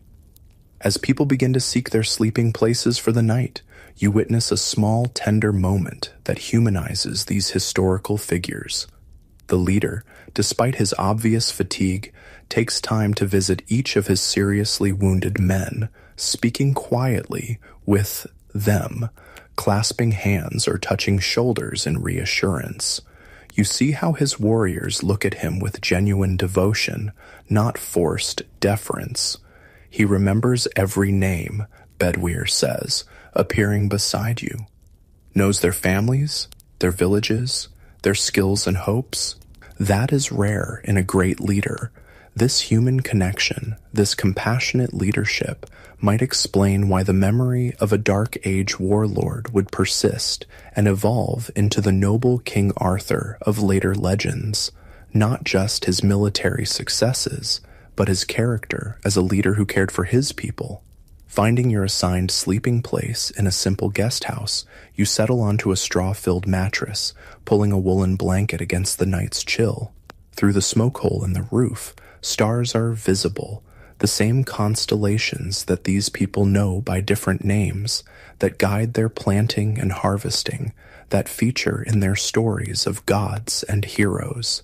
Sleep comes more easily tonight, but brings vivid dreams, fragments of all you've witnessed merging with images from Arthurian legends you've known since childhood. In your dreams, the practical Dark Age warrior Artorius transforms gradually into the mythical King Arthur, his leather armor becoming shining plate mail, his hill fort evolving into the fantastic towers of Camelot. You see how, over centuries of retelling, historical events could take on magical qualities, how real people could become larger than life. You wake briefly in the deepest part of the night, the settlement silent around you except for the soft tread of night sentries and the occasional call of an owl. In this quiet moment between sleep and wakefulness, you reflect on what you've learned about the possible historical roots of the Arthurian legends. The real Dark Age Britain was harsher, more pragmatic than later romantic tales would suggest, a society fighting for survival amid the collapse of Roman order, the pressure of Germanic migration, and climate changes affecting agriculture and settlement patterns. Yet within this challenging reality, you've witnessed courage, wisdom, compassion, and community, the human qualities that would eventually be idealized in the Arthurian tradition. As sleep reclaims you, your last conscious thought is anticipation of tomorrow's arrival at the main stronghold and what final insights you might gain about the historical reality behind one of the world's most enduring legends. Morning begins early again, the camp stirring before full daylight. After a simple breakfast, the column forms for the final leg of the journey back to the hill fort stronghold that might be the historical kernel of legendary Camelot. Riding beside Bedwyr as the sun climbs higher, you ask him about the leader's background, hoping to understand more about how a real Dark Age warrior could evolve in cultural memory to become the mythical King Arthur. His father was a war leader before him, Bedwyr explains, commanding cavalry for the last Roman governors, then leading our defense after the legions withdrew. He taught our Lord Roman tactics, Roman ideas of law and governance. But his mother was of the old royal line of the Debuni tribe, keeper of the ancient stories and customs. Our Lord draws strength from both traditions. This dual heritage, Roman and Celtic, would become a defining characteristic of the Arthur figure in later legends, representing the blending of different cultural influences in post-Roman Britain. As you ride through the morning, you pass small farms and hamlets where people pause in their work to raise hands in greeting to the returning war band. You notice how the land is worked, fields divided into strips, plowed with simple tools drawn by oxen, planted with barley, wheat, oats, and vegetables. It's subsistence farming for the most part, each community producing what it needs with little surplus for trade. Near midday, you crest a hill and see in the distance the distinctive outline of the stronghold, the concentric rings of earthworks circling the hill, the wooden palisades, the great hall at the summit. After days of travel and battle, the sight clearly lifts the spirits of the returning warriors. The final approach to the stronghold is marked by ceremony. Sentries on the outer walls spot the column and sound horns to alert the community.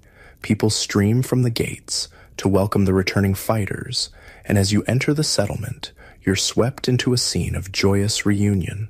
Families embrace returning warriors. Children dart between adults, excitedly asking about the battle. Elders nod in approval at the news of victory. The wounded are gently helped toward the healing houses, while the Saxon prisoners are led to quarters where they'll be housed until their fate is decided.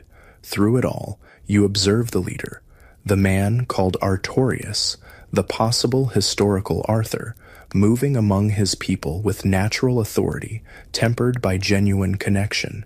He isn't set apart by elaborate trappings of royalty or treated with fawning deference.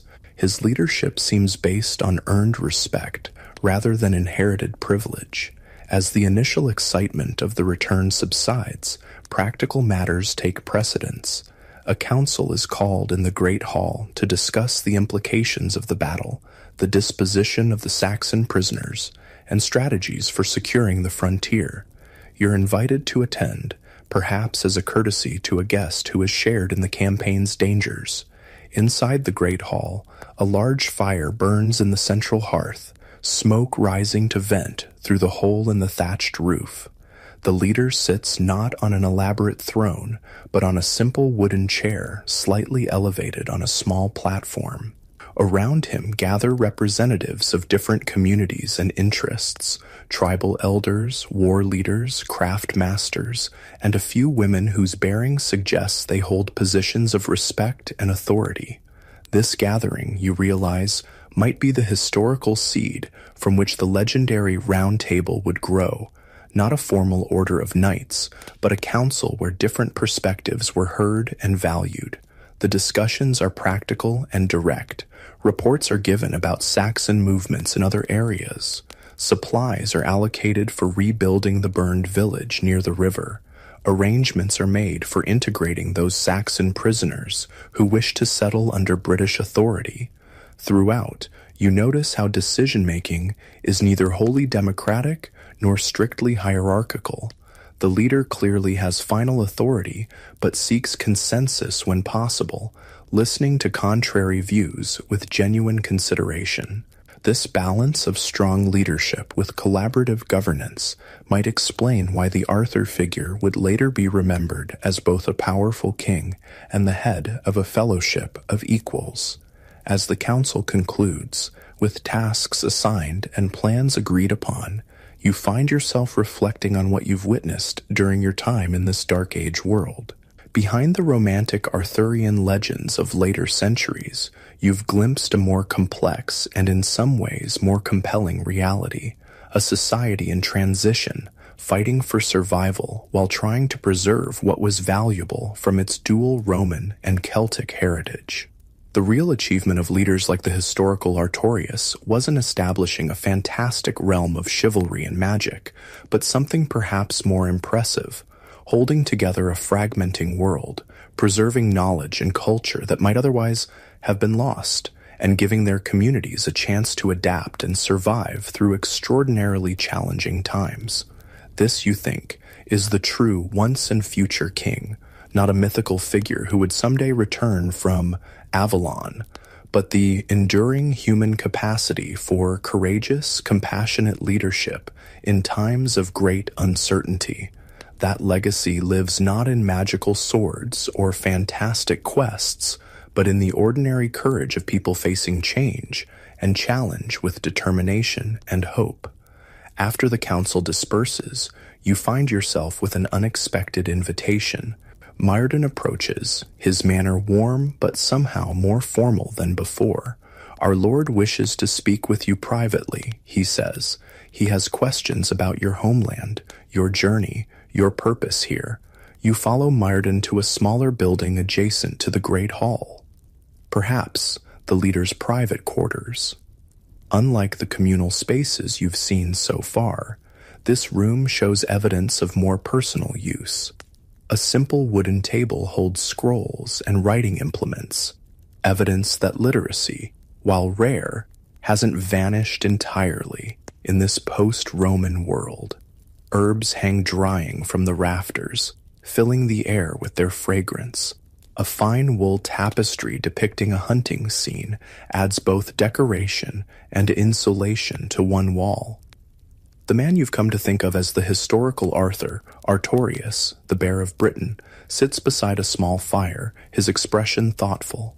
He gestures for you to join him on a bench while Myrddin remains standing nearby. For a moment, none of you speak, the only sound the gentle crackling of the fire and distant voices from outside. You have traveled with us, watched us fight, listened to our counsels, the leader finally says. Yet you remain a mystery, stranger. You dress differently, speak differently, know things you should not know, and ask questions about matters few would think to question. His tone isn't accusatory, but curious, even respectful. This isn't an interrogation, but an invitation to share, leader to leader, across a gulf of understanding that feels wider than just culture or language. With careful words, mindful of not disrupting history more than your presence already has, you explain that you come from a distant time, drawn by curiosity about this pivotal age when the old Roman order was fading and something new was taking shape. You mention that in your time, stories are told of a great leader who united the Britons against Saxon invaders, stories that have grown and changed over centuries. Rather than dismissing this fantastic claim, Artorius listens with surprising openness. Perhaps in an age where boundaries between natural and supernatural remain fluid, where Christian miracles and older magical beliefs coexist, the idea of a traveler from the future isn't entirely implausible. And these stories of this leader, he asks finally, what do they say of him? What manner of man do they claim he was? You hesitate, wondering how much to reveal. Finally, you speak of a just king who united warring factions, who fought to preserve civilization against barbarian threats, who gathered the best and bravest around him in common purpose. You mention a magical sword, a mystical advisor, knights on quests for sacred objects, keeping descriptions general enough that he might not recognize himself directly in these legends. Artorius listens intently, occasionally exchanging glances with Myrddin. When you finish, he is silent for a long moment, gazing into the fire. Stories change in the telling, he says finally. Deeds grow greater, men become more than men. The everyday transforms into the miraculous. It is the way of things. Myrddin nods in agreement. The bards must make their songs memorable, their tales compelling. Few would gather to hear of the mundane struggles we face, the broken harvest tools, the leaking roof thatch, the endless diplomacy with quarrelsome chieftains. So, the sword becomes magical, the victory more complete, the leader more perfect than any mortal man could be. There's no bitterness in their acceptance of how history becomes legend, only a pragmatic understanding of how memory and storytelling work. They seem to recognize that the transformation of truth into myth serves a purpose, preserving core values and aspirations even as factual details blur. What matters, Artorius continues, is not whether future generations remember my name correctly, or the exact battles I fought, or the true nature of my counsels. What matters is that they remember the struggle itself, to preserve knowledge, to maintain justice, to build community in broken times. His wisdom strikes you deeply. This man, whether the historical Arthur or not, understands that his personal legacy is less important than the values he embodies, the effort to protect civilization when its future hangs in the balance. Your conversation is interrupted by the arrival of a young boy, the same Say you met earlier, who might be the colonel of the later Sir Kay character. He brings word that the evening meal is being prepared and that visitors have arrived from a western settlement, bringing gifts and news. Artorius rises, the private moment giving way to public duties. Before you leave, however, he makes an unexpected offer. Remain with us for the turning of the moon, if you wish. Learn our ways more deeply. When you return to your own time, speak truly of what you have seen, not just our battles and councils, but our everyday lives, our hopes, our struggles large and small. With that invitation, you're released back into the bustling life of the stronghold. The remainder of the day passes in a whirl of activity as the community prepares for evening feasting and the reception of the new visitors. You observe how even celebrations require practical work. Food must be prepared, the great hall arranged, appropriate gifts gathered to reciprocate those brought by the visitors. As twilight approaches, you find yourself helping a group of women preparing bread for the feast. They've incorporated you into their work without fuss, showing you how to knead the coarse dough made from locally grown barley and spelt. Their conversation flows around you, discussions of children and households mixed with astute observations about tribal politics and community needs. You realize that women in this society, while occupying different roles from men, hold significant influence. They manage households, practice healing arts, preserve cultural knowledge through stories and songs, and often oversee food production, arguably the most crucial aspect of survival. Some, like Branwen from the village where you first arrived, serve as respected community leaders and advisors. This more balanced gender dynamic helps explain why women in Arthurian legends, Guinevere, Morgan Le Fay, the Lady of the Lake, would play such significant roles, unlike the often marginalized female characters in other medieval tales. The evening's feast brings together the entire stronghold community. The great hall blazes with light from torches and the central hearth. People arrange themselves on benches along trestle tables. with the main table at the elevated end occupied by Artorius, his chief warriors, Myrddin, and the visitors from the western settlement. These visitors bring interesting news. They speak of trading ships from across the western sea, from Hibernia, Ireland, and even further, from the lands the Romans called Hispania. Despite the disruption of Roman trade networks, some maritime commerce continues, bringing occasional luxuries and news from distant shores. The world has not ended with Rome's retreat, Myrddin comments, when you express surprise at this continued connection to distant lands. It has changed, yes, grown smaller in some ways, more fragmented, but people still travel, still trade, still seek new horizons. This perspective challenges the common modern view of the Dark Ages as a time of complete isolation and cultural regression. While certainly more limited than during the height of Roman power, connections remained, preserving threads of commerce and communication that would eventually strengthen again in later centuries. As the meal progresses, the formal business of the gathering takes place. The Western visitors have come seeking judgment in a dispute between neighboring communities over grazing rights. Artorius listens to both sides, asks penetrating questions, and finally proposes a solution that draws on both Roman legal principles and older tribal customs.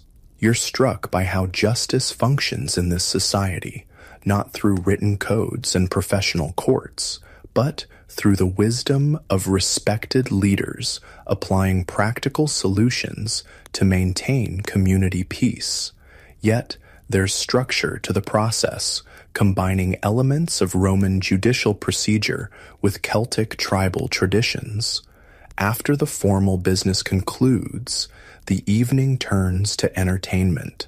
A bard from the western settlement performs, his harp skills clearly respected even in this martial community. He sings tales of heroes from the distant past, figures from Celtic mythology like Cuchulainn and Bran the Blessed, but also more recent stories, including accounts of Roman generals who defended Britain against earlier invasions. Most interestingly, he performs a new composition about yesterday's battle at the river crossing. Already, you notice how the actual events you witnessed are being shaped into more dramatic narrative. The leader's combat with the Saxon chief described in more elaborate detail, the victory more complete, the Saxon retreat more decisive than what actually occurred. And so it begins, Myrddin murmurs beside you. The transformation from deed to legend, from man to myth. In 3 generations, this song will describe magical swords and divine intervention. His tone holds no criticism, only acceptance of the way human memory works. Stories must be memorable to survive, and each retelling inevitably reshapes events to emphasize meaning over literal accuracy. As the evening deepens and the celebration continues, you notice how different aspects of this society's heritage blend together. In one corner, children play a board game clearly derived from the Roman ludus Latrunculorum, a strategy game similar to chess. Nearby, warriors exchange boasts and arm wrestling challenges in a fashion that would have been familiar to their Celtic ancestors centuries before Rome's arrival. The food similarly reflects this cultural blend, dishes combining Roman culinary techniques with local ingredients, Mediterranean flavors adapted to British resources. Even their clothing shows this mixing of traditions, tunics cut in Roman styles but decorated with Celtic patterns, brooches incorporating designs from both cultures.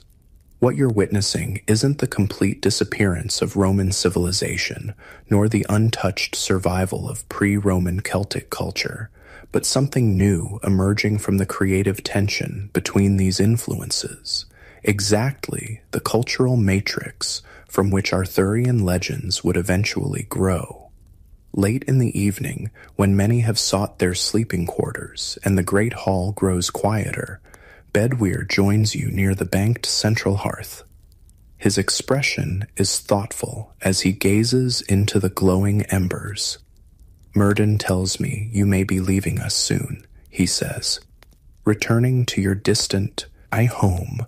When you acknowledge this, he nods slowly. "I thought this might be so. Travelers like you seldom stay." He hesitates, then continues. "Before you go, I would ask something of you. Remember us as we truly were, not perfect heroes from songs, not savages without learning or wisdom, but people striving to preserve what matters while adapting to a world in flux." His request touches you deeply.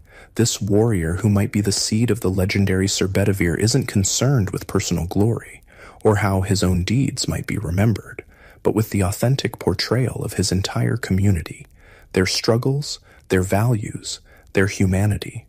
In your time, Bedwyr continues, do people still face such challenges? The need to preserve knowledge while embracing necessary change? The struggle to build unity from diversity? The defense of community against those who would destroy rather than create? His questions strike at the heart of human experience across all eras. You realize that despite the vast differences in material culture and specific historical circumstances, the fundamental challenges facing Bedwyr's society resonate strongly with those of your own time. These struggles never truly end, you tell him honestly. The forms change, the specific threats and opportunities evolve, but the essential human challenges remain. Rather than discouraging him, this answer seems to provide comfort. Then perhaps our efforts here matter beyond our own time, he says. Perhaps, in facing our challenges with courage and wisdom, we speak across the centuries to those who will face their own trials. This perspective, that human struggles and triumphs form a continuous thread connecting past, present, and future, offers a deeper understanding of why Arthurian legends have remained powerful for so long. They speak to enduring human concerns, presenting not just entertainment, but wisdom about leadership, community, and purpose that transcends their specific historical context. The next several days pass in a rhythm that gives you deeper insight into everyday life in this dark age community. You're welcomed into various aspects of the Stronghold's activities, sometimes observing, sometimes participating as your skills allow. You join hunting parties that venture into nearby forests, learning how these people sustainably harvest game using bows, spears, and trained dogs. Their knowledge of animal behavior and woodland ecology is sophisticated, passed down through generations of practical experience. You observe agricultural work in the fields surrounding the stronghold, seeing how crops are rotated to maintain soil fertility, how weather signs are interpreted to time planting and harvesting, how communal labor tackles the most demanding tasks like grain harvesting. In the craft workshops, you watch metal workers, potters, wood carvers, and weavers practicing skills that blend Roman techniques with older Celtic traditions. Without mass production, each item is made individually by skilled hands, often decorated with personal touches that reflect the maker's creativity within traditional patterns. Children's education happens through practical apprenticeship rather than formal schooling. Young ones follow adults through daily tasks, gradually taking on more responsibility as they demonstrate readiness. Stories told around evening fires transmit cultural values, historical memory, and practical knowledge in engaging forms that lodge deeply in young minds.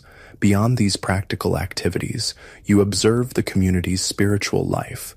The stronghold contains both a small Christian chapel, where monks lead prayers, and a sacred grove at the eastern edge, where older rituals honor the turning of seasons and significant life transitions. Most people participate in both traditions without apparent conflict, finding different but complementary meanings in each. Throughout these days, You have occasional conversations with Artorias, Murden, and others about matters both practical and philosophical. You're struck by how their thinking blends pragmatism with deeper reflection. They must focus on immediate survival needs, yet they also ponder larger questions about purpose, justice, and the future beyond their own lifetimes. One evening, you find Myrddin atop the stronghold's highest point, gazing at the stars. When you join him, he points out constellations, naming them in both Latin and the older Celtic terms. His knowledge of astronomy is impressive, a blend of Roman scientific understanding and traditional Celtic star lore. The heavens remind us that patterns endure even as individual lights are born and die, he says. So too with human knowledge, human societies. Rome has fallen from Britain, but not everything Rome brought has been lost. What matters survives, transforms, finds new expressions. This capacity to integrate different traditions rather than seeing them as mutually exclusive seems central to the cultural resilience of Dark Age Britain and helps explain the hybrid nature of Arthurian legends, which would eventually incorporate elements from Roman, Celtic, Christian, and even later Norman traditions. As your time in this world nears its conclusion, you find yourself drawn to the children of the stronghold, knowing they represent the generation who will preserve and transmit the memory of these times. You sit with them during evening story sessions, watching their faces as they absorb tales of Roman generals, Celtic heroes, Christian saints, and recent victories by their own leader. A particularly bright girl of perhaps 10 years asks you for stories from your homeland. Careful not to reveal too much, you nonetheless share some simpler tales that might resonate across the centuries. She listens with intense concentration, then nods seriously. "I'll remember your stories," she promises. "I'll tell them to my children, and they to theirs." In that moment, you understand viscerally how oral tradition works. The human chain of memory stretching across generations, preserving knowledge and wisdom even without written records. It's not perfect. Details change, contexts shift, meanings evolve. But the essential core persists, binding human experience across time. On your final evening, Artorias hosts a smaller gathering in the Great Hall, just his closest advisors, key warriors, and you. The atmosphere is contemplative rather than celebratory. These people sense that you'll soon depart, and there's a desire to share final thoughts, to ensure that what matters most about their world will travel with you. An older woman named Igraine, perhaps the seed of the character who would become Arthur's mother in later legends, speaks of the importance of remembering women's contributions to their society. "It is not only through war that we survive," she says firmly, "but through healing, teaching, nurturing, creating. These too are forms of courage, forms of strength." A warrior named Caius speaks of the honor code that guides their fighting. "We do not war for glory alone or for plunder," he insists. "We fight to protect what cannot protect itself, our children, our elders, our knowledge, our sacred places. A warrior without purpose